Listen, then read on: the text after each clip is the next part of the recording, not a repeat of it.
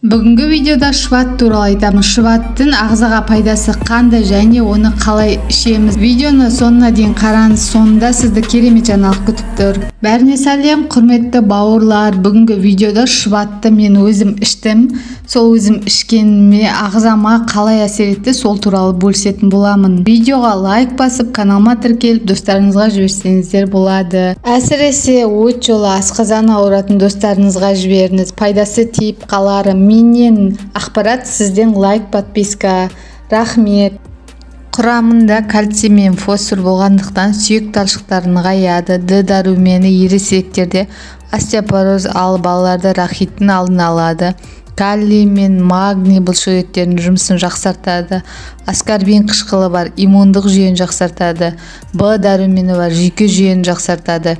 Және де ас қорытуды жақсартады. Асқазан, ішек, өт жолын жақсартады. Шыбатты қалай ішу керек? Аш қарында ішу керек, таңертең. Сосын күн сайын үзбей 10 күн бойы ішу керек. Мен шыбат ішіп жүрмін қазіргі уақытта. Ішіп жүргеніме бір аптадай болды. Менде ас қорыту жақсарды, өйткені ішектерімнен байқалады. Ас тез қорытылып, және де асқазан ауруы басылды. Шыбатты кімге ішуге болмайды? Шыбат кей жағдайларда зиянды болуы мүмкін. Мысалы, кей адамдардың осы сусынға аллергиясы болуы ықтимал. Сол себепті бірінші рет дәмін татқан уақытта сақ болған жөн. Ішек микрофлорасы бұзылған уақытта жылы шыбатты ішуге кеңес берілмейді.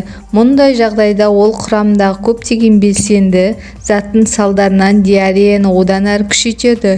Шыбаттың майлылығы 8%-ға жеткендіктен оның артық салмақ қосуға бейімі бар адамдарға ішуге болмайды. Десе де шыбат құрамы көптеген дәрумендерге бай теңдессіз сусын болып табылады. Шыбатты орнымен пайдаланса, ол денсаулықты күшейтіп, адам ағзасына зор пайдасын тигізеді. Құрметті достар, видеоны ұнаса лайк басып, каналыма тіркеліп, және достарыңызбен бөлісіп жүріңіздер. Денсаулықтарыңыз мықты болсын, сау болыңыздар.